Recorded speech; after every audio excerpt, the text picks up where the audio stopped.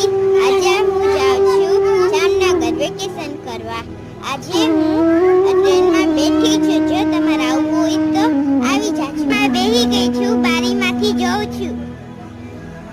હવે ટ્રેન ઉપડી ગઈ છે. હવે અમે ઓખાથી નીકળી ગયા છીએ.